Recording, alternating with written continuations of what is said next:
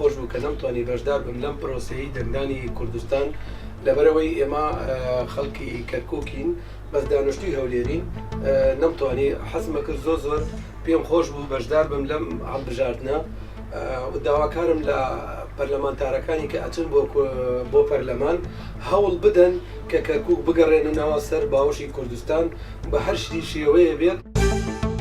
شێوازێکی زۆر باش بوو و ناحیە سکیوریتی شتێکی باش بوو و منیش بەنسبەت عنسری ئافرەت زیاتر قسەی دەکەم. عنسری ئافرەتی وادارم ئەو ئافرەتانێک کە خۆیان کاندین کردێ لە ڕووی لە هەڵبژارین کە چوونە پەرلەمان ئەکتیڤ بن زیاتر مەسەلەن زیاتر ڕۆڵی کاریگەریان هەیە ڕاستە هەمویانمان نەناسیوە یعنی لە ڕووی ئەعلامە ئەمە ناسیمان لە ڕووی ئەو پۆستەرانەی کە لە جادە دانرابوو لە شارع دانرابوو ناسیمان.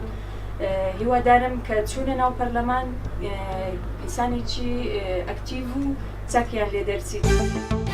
ڕۆژی 30 ئەیلول چوم دەنگی خۆمدا دەستخۆشیش لە جەماعەتی کۆمیسیۆنی باڵای هەڵبژاردن دەکەم.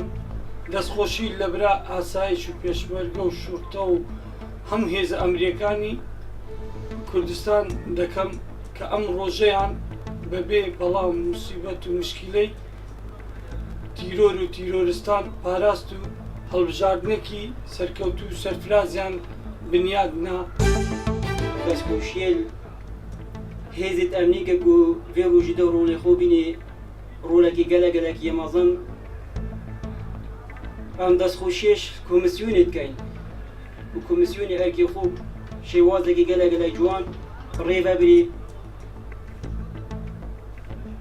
Komisyonê ji roja şeva berê 30 Eylûlê biryarek cihê xwe da ew ji ew bê ku tezwîratê dengdanê da kêm biketin yan ku nehêlîtin